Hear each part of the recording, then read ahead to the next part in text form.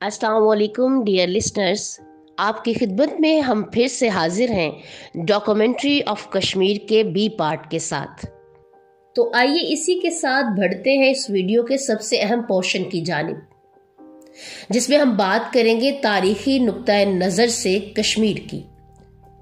तारीखी नुक्ता नज़र के हवाले से कश्मीर की बात की जाए तो कश्मीर की तारीख हमला आवरों से भरी हुई है। हिंदुस्तान की जानिब आने वाले हमला आवर भी कश्मीर के रास्ते ही हिंदुस्तान पहुंचते थे, जिनमें 326 कबल अज मसीह में मैसिडोनिया से आने वाले सकंदर और साइथन्स जैसे मुख्तलिफ वस्ती एशियाई कबाइल शामिल हैं। कश्मीरियों ने कई सदियां पांडो, मूरिया, कोशान, गोनानंदिया, करकोटा, अतपाला और लोहारा जैसे बैरूनी हुक्मरानों के तहत गुजारी। आम तौर पर देखा जाए तो कश्मीर की तारीख को 4 अदवार में तकसीम किया जाता है, जिसमें सबसे पहला दौर हिंदू राजाओं का कदीम दौर था, जिसका दौरानिया 9वीं से 12वीं सदी ईस्वी का बताया जाता है। हिंदू खानदानों की एक जानशीनी ने 1346 तक कश्मीर पर हुकूमत की, जिसकी तफसील कल्हन पंडित की लिखी हुई किताब राज तरंगनी में मिलती है। कश्मीर की तारीख का दूसरा दौर कश्मीरी मुसलमानों का दौर है और ये दौर तकरीबन 5 सदियों पर मुहित है। इन्हें सलातीने कश्मीर कहा जाता था, जिसमें मुगलिया सल्तनत ने कश्मीर पर 1586 से लेकर 1751 तक हुकूमत की। अब हम बढ़ते हैं कश्मीर की तारीख के तीसरे दौर की जानिब, जो है दौरानी दौर। इस दौरान अफगानिस्तान के अहमद शाह अब्दाली ने मुगलों से कश्मीर को हासिल करके कश्मीर पर जाबराना तसल्लुत कायम किया। कश्मीर में अफगान दौरानी दौर 1819 तक चला, जबकि चौथा दौर पंजाब सिख रियासत का था। 1819 में ही पंजाब के महाराजा रंजीत सिंह की क़यादत में सिखों ने शोपिया के जंग में अफगान गवर्नर जबार खान को शिकस्त देकर कश्मीर पर अपनी हुकूमत कायम की। 1822 में रंजीत सिंह ने हिंदू डोगरा बरादरी से ताल्लुक रखने वाले गुलाब सिंह को कश्मीर का महाराजा बना दिया। महाराजा गुलाब सिंह ने महाराजा बनने के बाद इसमें राजवरी, पोंच, बदरवा और कश्तवार का इजाफा किया। 1839 में रंजीत सिंह की वफात के बाद गुलाब सिंह को कश्मीर में नुमाया हैसियत हासिल हुई। 1845 में बरतानवी हुकूमत ने सिख महाराजा के खिलाफ जंग का आगाज किया, जिसका जवाब ये पेश किया गया कि मौजूदा महाराजा ने 1809 में महाराजा रंजीत सिंह के साथ तय पाने वाले मुआहिदा अमृतसर की खिलाफ वर्जी की है, जिसके तहत सिख सल्तनत की मशरकी सरहदें मुतय्यन हुई थीं। लिहाजा सिख महाराजा जंग हार गया, जिसके बायस इसे कश्मीर समेत दीगर जमीनें भी ईस्ट इंडिया कंपनी के नाम करना पड़ी। तो आइए अब हम बात करते हैं ईस्ट इंडिया कंपनी और कश्मीर की। इस हवाले से देखा जाए तो तारीख ने फिर करवट बदली और बरतानवी ईस्ट इंडिया कंपनी ने अपनी ताकत को बढ़ाने के लिए राजा गुलाब सिंह को कश्मीर का महाराजा फिर से बना दिया और 1846 के मुआहिदा लाहौर के तहत तकरीबन 75 लाख रुपए में इन्हें कश्मीर बेच दिया। इस वक्त ईस्ट इंडिया कंपनी के गवर्नर जनरल सर हेनरी हार्डज ने 2 मार्च 1840 को वाज़ेह तौर पर इस चीज का एतराफ किया कि ईस्ट इंडिया कंपनी का राजा गुलाब सिंह को सिखों की सल्तनत में से ये टुकड़ा अता करना महज एक चाल थी, जिसे आने वाले वक्त ने सच साबित कर दिखाया। गुलाब सिंह ने सिखों के दौरे निजाम को जारी रखा, किसानों को मालिक की बजाय किरायादार करार दिया اور زمینوں پر کام کرنے کے عوض ٹیکس لاگو کیا گیا۔ اس ٹیکس کو تب حق مالکان کہا جاتا تھا، اور بتاتے چلیں کہ جو کسان یہ ٹیکس ادا نہ کرتا اسے زمین سے خارج کر دیا جاتا تھا۔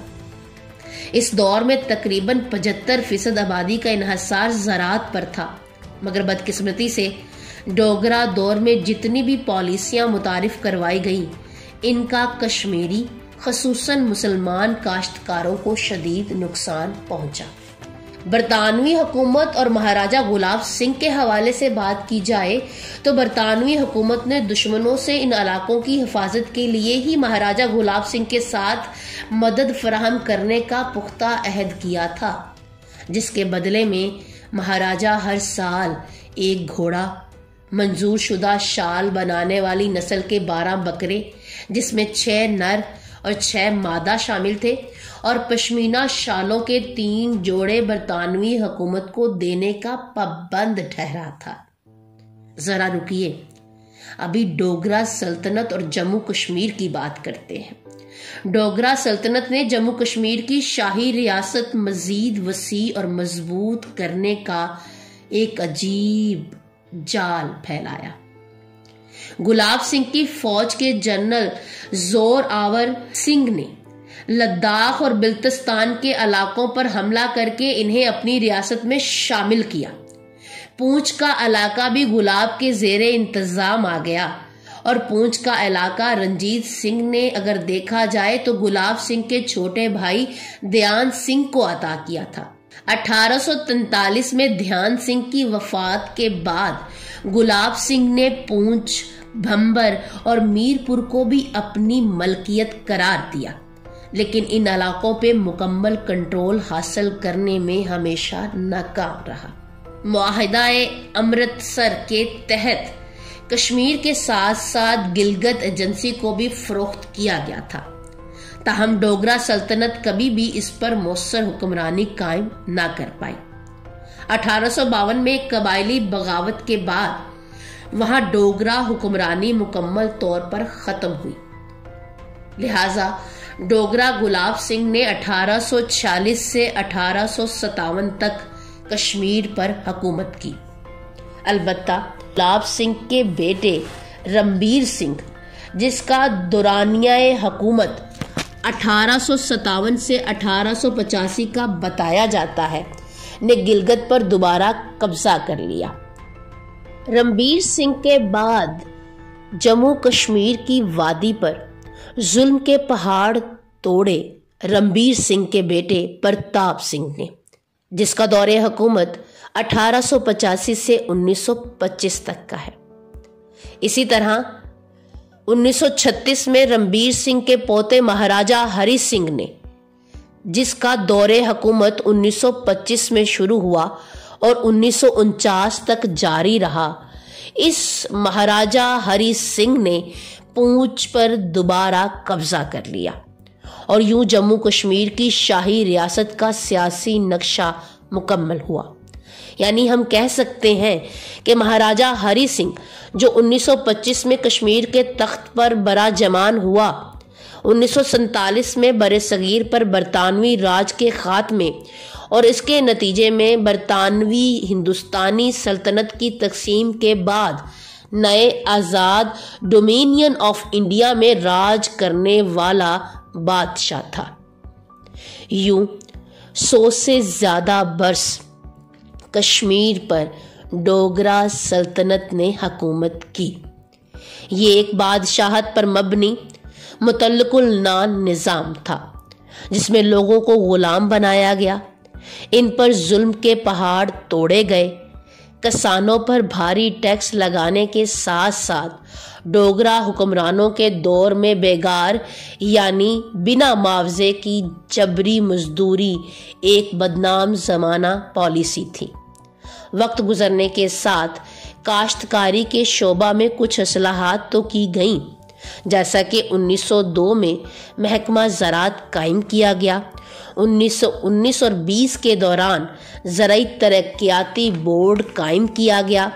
1920 میں بیگار کا نظام ختم کر دیا گیا جبکہ 1930 میں کاشتکاروں کو ٹیکس دینے اور ان کے استحصال کے خلاف کاشتکاروں کا احتجاج بھی شروع ہوا۔ اس مسئلہ کو حل کرنے کے لیے حکومت کی جانب سے ایک کمیٹی بنائی گئی، البتہ اس کمیٹی کے تمام ارکان جاگیردار تھے، لہٰذا اس کمیٹی کو بھی جاگیرداروں نے ذاتی مفاد کے لیے استعمال کیا، اور وہ دن آ پہنچا جسے تاریخ میں 13 جولائی 1931 کے سانحہ کے طور پر یاد کیا جاتا ہے۔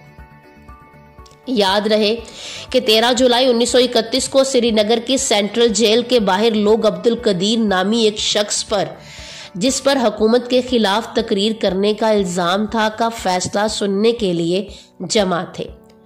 گورنر نے جب ان تمام لوگوں کو گرفتار کرنے کے احکامات جاری کیے تو پولیس نے اس بات کا فیصلہ کرنے کی بجائے اس کا فائدہ اٹھاتے ہوئے ان پر گولی چلا دی۔ اس دن وہاں 20 کشمیری شہید ہوئے، لہٰذا آج بھی اس دن کو یوم شہداء کے نام سے یاد کیا جاتا ہے۔ اسی دوران کشمیر میں جاری شورش پر قابو پانے کے لیے مہاراجہ ہری سنگھ کو معاہدہ امرتسر کے آرٹیکل 9 کے تحت ہندوستان کی انگریز حکومت سے مدد ملی۔ رائفل بریگیڈ کو جموں میں، بارڈر ریجمنٹ کو میرپور اور حصارز کو جموں اور فرنٹیئر کے پیٹرول کے لیے تعینات کیا گیا۔ 1931 میں پیش آنے والے واقعات نے کشمیریوں کو اپنے سیاسی حقوق کے حوالے سے ایک گہری نیند سے جگایا۔ کشمیر میں خود مختاری، سیاسی اور مذہبی آزادی کے لیے اور مہاراجہ کے خلاف ایک تحریک شروع ہوئی، جس کی قیادت پڑھے لکھے قائدین جیسے کہ شیخ محمد عبداللہ اور پریم ناتھ بزاد نے کی۔ یاد رہے کہ اس تحریک میں ہر شعبے سے تعلق رکھنے والے کشمیریوں نے حصہ لیا، یہاں تک کہ اس تحریک میں سرکاری ملازم تک شامل ہوئے، جبکہ جوابی کارروائی کے طور پر حکومت نے شدید طاقت کا استعمال کرتے ہوئے مارشل لا لگایا، جس کے تحت پولیس کو کسی بھی شخص کو بنا وارنٹ صرف شک کی بنیاد پر گرفتار کرنے کے خصوصی اختیارات دیے گئے۔ سری نگر کی بات کی جائے تو وہاں ایک آرڈیننس جاری کیا گیا، جس کے تحت لوگوں کو مساجد جانے کی اجازت نہ دی گئی، اور سیاست، انقلاب اور دی مسلم آؤٹ لک جیسے اخباروں پر پابندی لگا دی گئی۔ 1932 میں جب اپنے صدارتی خطاب میں شیخ محمد عبداللہ نے کسانوں کو دائمی طور پر ان کی زمینوں کی ملکیت دینے کا مطالبہ کیا تو شیخ محمد عبداللہ کو گرفتار کر لیا گیا اور ان پر مقدمہ چلایا گیا اور انہیں قصوروار ٹھہرایا گیا کہ انہوں نے مجرمانہ سازش کی ہے، حکومت کے خلاف جنگ کرنے، جنگ کی نیت سے اسلحہ جمع کرنے، غداری، منافرت پھیلانے اور امن و ایمان کو نقصان پہنچانے کی کوشش کی ہے۔ اس کیس کا نتیجہ یہ ہوا کہ شیخ محمد عبداللہ کو جیل بھیج دیا گیا، لیکن پھر بعد میں رہا کر دیا گیا۔ تاہم آپ کی رہائی تک کشمیر کی تحریک کافی حد تک زور پکڑ چکی تھی۔ مہاراجہ نے آخر یہ اعلان کیا کہ وہ مناسب مطالبات کو پورا کریں گے، لہٰذا سر بیجی گلینسی کی صدارت میں ایک کمیشن تشکیل دیا گیا، جس کا مقصد مسلمانوں اور دوسروں کی شکایات کی تفتیش کرنا تھا۔ اس کمیشن نے 22 مارچ 1932 کو اپنی رپورٹ جاری کی، جس میں کشمیری مسلمانوں کے لیے تعلیم میں اسکالرشپس اور ریاستی نوکریوں میں ملازمت کے ساتھ ساتھ سیاسی قیدیوں کو رہا کرنے کی سفارش بھی شامل تھی۔ گلینسی رپورٹ کے بعد کشمیر میں آئینی اصلاحات کے لیے کشمیر کانسٹیٹیوشنل ریفارمز کانفرنس تشکیل دی گئی، جس کے بعد فرنچائز کمیٹی بھی بنائی گئی، جس کا نام دالائی کمیٹی تھا۔ 1934 میں مہاراجہ ہری سنگھ نے ایک آئینی ایکٹ متعارف کرایا جس کے تحت پرجا سبھا کے نام سے ایک قانون ساز اسمبلی کا قیام عمل میں لایا گیا، جس کے تحت قانون سازی کے ساتھ ساتھ ایگزیکٹو اور عدالتی اختیارات بھی اس کمیٹی کو دے دیے گئے۔ یاد رہے کہ 1935 سے شیخ محمد عبداللہ اور پریم ناتھ بزاد نے ہمدرد کے نام سے ایک ہفتہ وار اخبار بھی شائع کرنا شروع کیا، جس میں ڈوگرا حکومت کی طرف سے کیے گئے مظالم کی خبریں باقاعدگی سے چھپتی رہیں۔ اس اخبار کی بات کی جائے تو یہ اخبار خود کو جمہوریت اور کشمیری یکجہتی کا علمبردار کہتا تھا، اور یوں 1938 میں شیخ محمد عبداللہ نے مسلم کانفرنس کی ورکنگ کمیٹی میں ایک قرارداد کے تحت مسلم کانفرنس کا نام بدل کر نیشنل کانفرنس رکھ دیا، اور اس کی رکنیت غیر مسلمانوں کے لیے بھی کھول دی گئی۔ نیشنل کانفرنس نے جموں کشمیر کی معاشرتی، اقتصادی اور سیاسی تعمیر نو کے لیے ایک جامع اور وسیع منصوبہ تیار کیا، جسے نیا کشمیر مینیفیسٹو کا نام دیا گیا۔ اس منشور کے آرٹیکل نمبر 50 کے تحت جاگیردارانہ نظام کے خاتمے، بیگار سمیت تمام جاگیردارانہ محصولات کے خاتمے، زمینیں کاشتکاروں کے نام کرنے، قرضے معاف کرنے، زراعت کے لیے فنڈ مقرر کرنے، قدرتی آفات سے نمٹنے کے لیے ریلیف اور کھاد، زرعی آلات اور کھیتوں تک پانی پہنچانے اور علاج معالجے کی تمام تر سہولیات فراہم کرنے کا مطالبہ کیا گیا۔